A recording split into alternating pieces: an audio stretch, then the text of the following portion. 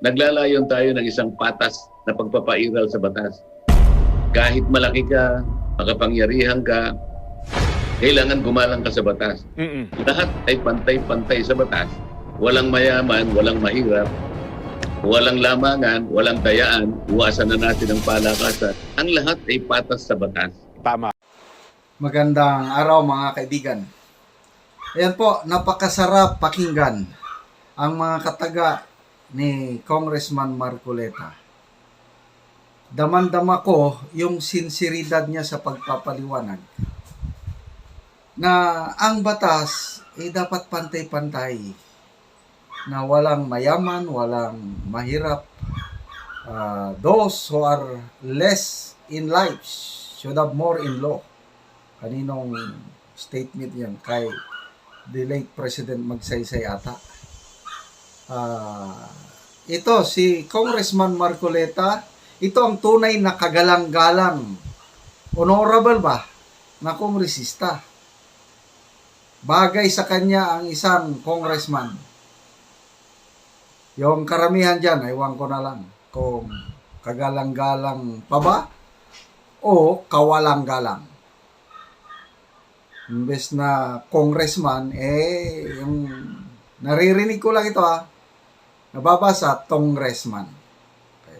So, yung mga in-explain ni Congressman Marcoleta, bunga yan sa nangyayari ngayon sa Kongreso, na ang mga lawmakers na gumawa ng batas, hindi naman nila sinusunod ang batas. Example, Soto Law. Ipinasa yan ng Kongreso. Yun ang ini-invoke ni Ka Eric na huwag niyang i-reveal yung source. Wala, ininterpret ng mga mambabatas on their own, kaya pinakulong nila si Ka Eric. Naisama si Doc Badoy. Yan, yung mga pinapasaringan ni Congressman Marcoleta. Yung SMNI issue, yung ICC issue, ang dami na ngayon na hindi na karapat-dapat na ginagawa ng Kongreso. Kaya nagsasalita itong si Congressman Marcoleta. Saludo ako sa iyo, Congressman Marcoleta. Sana dumami pa ang kagaya mo sa Kongreso. At sana ikaw ang magiging Secretary of Justice in kaso kung anong mangyari kay Secretary Remulla. Sana lang. Okay, ituloy po nating pakinggan ang paliwanag ni Congressman Marcoleta tungkol sa pagsunod sa batas. At si Attorney Angeles din, isang respetadong abogada, pasaring din siya sa isang kongresista, si Congressman Migs Nograles, na siyang may panukala sa resolusyon na parusahan ng SMNI. Hindi naman niya maipaliwanag kung anong kasalanan ng SMNI. Tapos, yung sinasabi niyang chismis na hindi siya namumulitika, hindi siya tatakbong mayor sa Davao, wala, sinupalpal siya ni Attorney Angeles. So, pakinggan natin itong dalawang abogadong ito.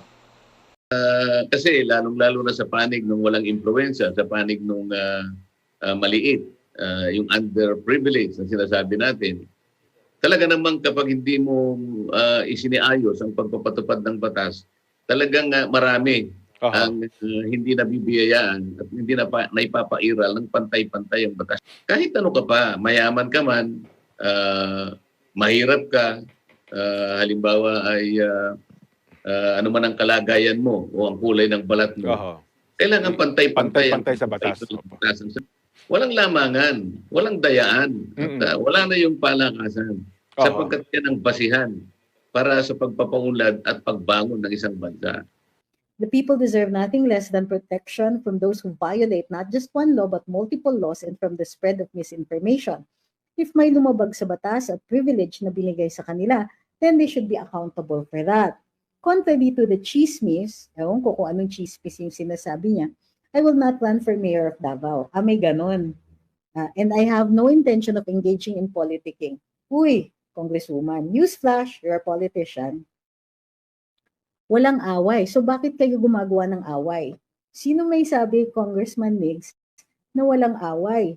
Actually, siguro nga, only in the sense na ang taong bayan po ay nagtatanong at nagagalit dun sa trato ng mga resource persons sa hearing on sa Committee on Franchises. Huwag mo naman sabihin na bulag kayo doon. Parang pinalalabas ninyo walang away in the sense na na everything is okay. It's not. It's not po. Nadadamay talaga kayo sa galit ng taong bayan sa pagtrato ng mga resource persons. But more than that, masyado nyo naman pong minamaliit ang SMNI.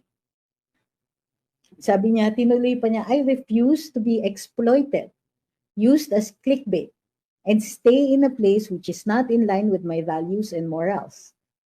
Sure, ma'am. Pero who is exploiting you? Sino bang gumagamit sa inyo na clickbait? Bakit? Masama po bang punahin yung dismal na sagot ninyo, kumbaga dismal performance, doon sa pagsasagot ninyo sa mga katanungan ni Karen Davila? Maaari naman siguro magkomento ang taong bayan dahil unang-una, public figure ka. Pangalawa, very public yung interview ninyo. Pangatlo, hindi naman po sikreto na talagang all in, all out ang inyong partisipasyon sa Committee on Franchises. Sayang, kasi sa tingin ko, maganda naman po ang inyong pagtatanong doon sa committee hearing. Pero tila nawala yata lahat ng inaral ninyo nung kayo ay tinatanong ni Karen Davila. Lalong-lalo na nung tinatanong niya, paano naging,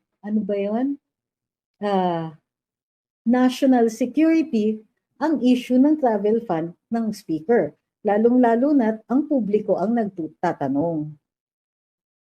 Tuloy natin. Sabi niya, the resolution to urge NTC to suspend the operations of SMNI has already been adopted by the House, and we have yet to see how NTC will act upon this. Unang-una, Congresswoman Nograles, alam niyo naman, wala kaming away sa inyo. Pero alam din po namin ang resolution ng Kongreso ay isang expression po ng sense ng Kongreso. Ngayon, maaaring i-transmit ninyo yan sa NTC at pwede naman pong walang action talaga ang NTC. Dahil hindi naman po ito petisyon o reklamo na kailangan ng aksyon. Ito ay resolusyon na nag-e-express ng sentimiento ng House. At least yun ang basa namin. Meron po bang mas matinding paliwanag dito? Sabi niya, I will continue my service to the people through PBA programs, projects, and services despite the constant harassment and attacks to silence me. Harassment. Sana po niliwanag tayo ni Congresswoman kung ano yung mga komento na tingin niya ay harassment.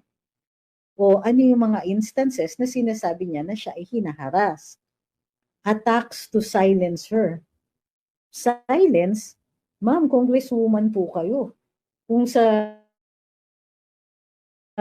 kung may magsa-silence sa inyo, ay malamang taong mas makapangyarihan kaysa sa aming mga ordinaryong taong bayan. Sabi niya, wag magpabudol, wag makinig sa chismis. Si ma'am naman, nakibudol naman po kayo. Wala naman pong nagpapabudol. Lahat naman po ng tao na nagkokomento ay base dun sa kanilang pagpapanood ng interview ninyo. So hindi po budol yun, napanood nila eh. So after that, she wishes us all a peaceful, blessed, and happy holiday season. Amping kanunay. Tama ba yung pag-pronounce ko? Nung nagsulat ang mga PMA alumni ng kanilang manifesto, hindi lang po isa ang ni-request nila. They requested also yung pagbabalik o pagsoli ng integrity ng Kongreso. Ibig sabihin, kailangan ang pag-handle nila ng hearings, halimbawa in aid of legislation, ay may respeto sa taong bayan, hindi yung ganyan. At saka parang kitang-kita naman masyado yung kanilang pagmamalabis, kumbaga, o yung impression ng pagmamalabis. Bukod pa dito, yun nga, yung reactions nila sa kanilang mga um, resource persons, ilang taon na nating napapansin yan. Ilang taon na natin silang pinupuna tungkol dito, gayon pa man, tila hindi nila tayo naririnig. Tila hindi nila tayo pinapansin, and they do it simply because they can. They are in power. Ngayon, kapansin-pansin, as we mentioned last night, ang isang kongresista na nagpa-interview pero hindi naman nag-aral. Bukod pa dito, paulit-ulit niyang sinasabing may violations yung isang istasyon na gusto nilang tanggalan ng prangkisa. Pero hindi niya masabi kung ano yung violations na yun at inamin niya na maghihiring pa. So anong ibig sabihin nun? May finding na siya pero wala pa yung hearing. So how do we expect na magiging fair yung hearing? Paano natin i-expect na magiging maayos sila pagdating dito sa sa paglilitis nila doon sa prangkisa ng SMNI. Naglabas ng pahayag yesterday ng pahayag ang ating Vice Presidente ng pasasalamat sa lahat ng tao na tumulong para mapakawalan, ma-release si Ka Eric at saka si Doc Lorraine. Now, mahalaga yung sinasabi ng ating Vice Presidente dito. Pasalamat daw sa lahat ng tumulong, sa lahat ng nagsalita laban dito sa sitwasyon na ito. Pasalamat dun sa mga PMAers, pasalamat dun sa mga tumulong sa kaso, and so on. Bakit mahalaga na ginawa ni Vice Inday ito? Kasi dahan-dahan niya, ina-acknowledge niya na ang ganitong pagsama-sama, pagtulong-tulong, we can effect change. Kahit malakas ang puwersa ng kalaban, kahit mayaman, kahit nakapwesto, huwag tayong mawawalan ng pag-asa kasi kaya natin. Basta sama-sama. Di ba yun yung that was the campaign thing, di ba? Ang sabi ni Inday, basta tayo'y magkasama. Unfortunately, yung ibang mga dati nating kasama, iniwan na tayo. Gayon pa man, the message is clear. We hang together or we will not make change. So, salamat kaya nakita niya yung wording ni Inday, lahat pinasalamatan niya. Hindi niya sinasabi na isang grupo lang ang may epekto.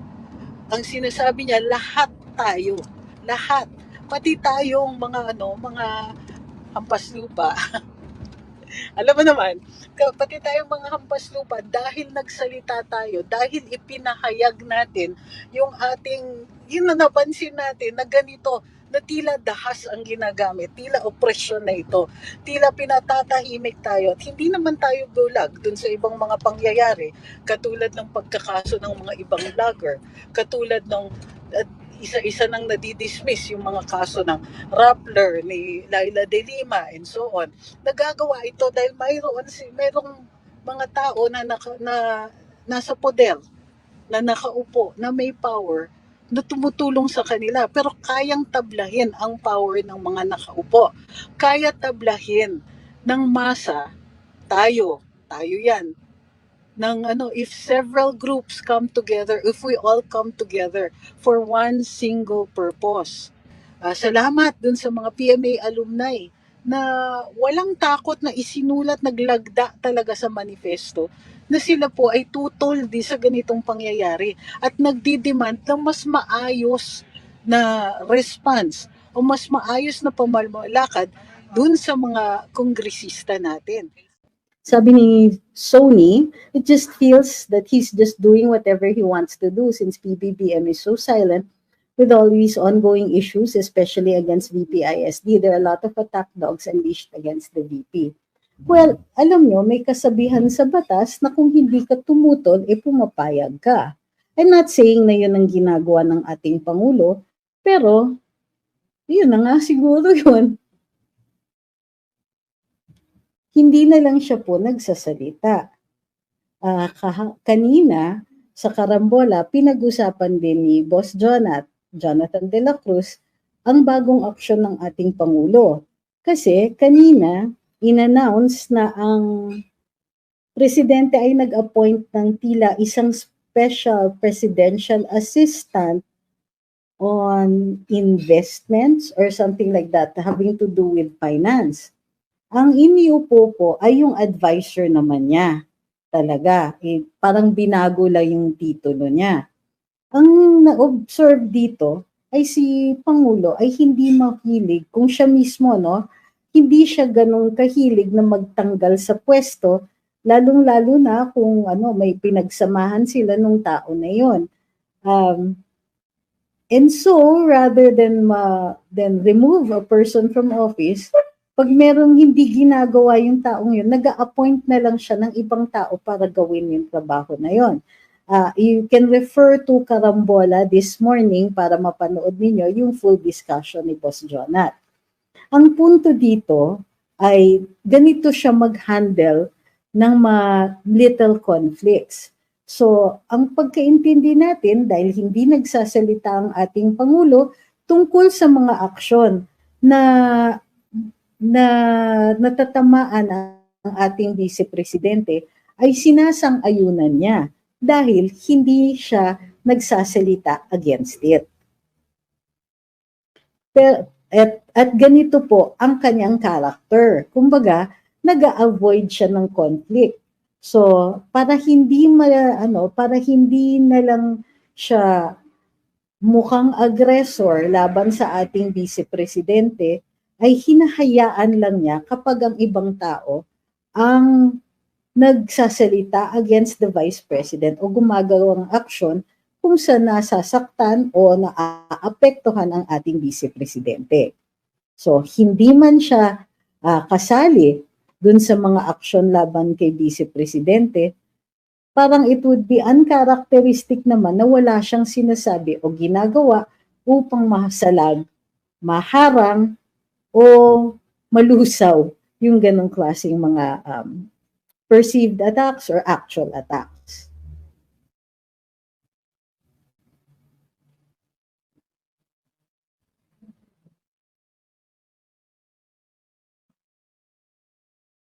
Sabi ni Eric, yes, Junior, PBBM appointed a new official with rank of secretary to steer investments and economic development. That's the official line. Okay. Sabi ni Ma'am Pinay naman sa YouTube, Speaker must have forgotten that respect must be earned. It is not given freely. It is not the person that must be respected at first, but the position that that person holds is what is being respected. Kumbaga, it is the office. Opo.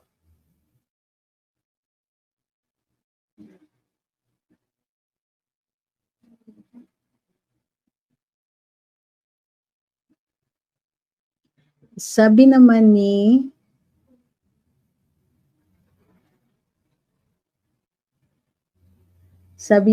Tem, nilalagyan ko ng dark background, na nagawa. Bakit po kaya kinuha ni PBBM ang Department of Agriculture, then eventually binitiwan without any significant na nagawa? I assume that's what you're saying. He had a vision, or he has a vision para dun sa mangyayari sa Department of Agriculture. Unfortunately, ang tingin ko dyan ay sobra siyang busy. Kasi nakailang beses lang siya nakadalaw sa opisina ng Department of Agriculture. Hindi naman, nasa Quezon City yun. So, ang tingin ko is that dahil sa kabisihan, sa dami siguro ng ginagawa at naiisip o sa iba-ibang departamento na kailangan niyang tuunan ng pansin, kinulang yung kanyang pagtutok sa Department of Agriculture. Gayunpaman, siguro rin nagtagal yung paghahanap niya ng kahilinhina niya o papalit sa kanya. Sa totoo lang, historically, ang dami talagang problema ng Department of Agriculture. Kung kaya't, tama rin naman po kayong magtaka bakit hinawakan niya, binitiwan niya, tapos hindi maliwanag kung ano yung mga nabago doon. Posible namang problema ng komunikasyon yun, may nagawa pero hindi natin alam dahil hindi na ilalabas, or totoo yung nakikita ng taong bayan na wala namang significant na nagawa.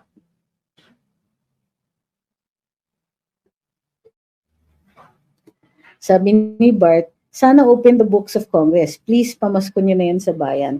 Naku naman si Bart sa YouTube. Para namang may chance yun. Hinihingi natin kasi, originally, talagang hinihingi natin yan, panabla. Teka, kung gusto ninyo ng transparency kay VP Inday, abay kayo din. Pero, itong si Bart, parang ang feeling niya is talagang mapapagbigyan. Please, regalo na sa... I really doubt if they're going to do that. Gayon pa man, kailangan pag-demand pa rin tayo. You know why? So that they feel the pressure. They feel nakatutok tayo sa kanilang gawain.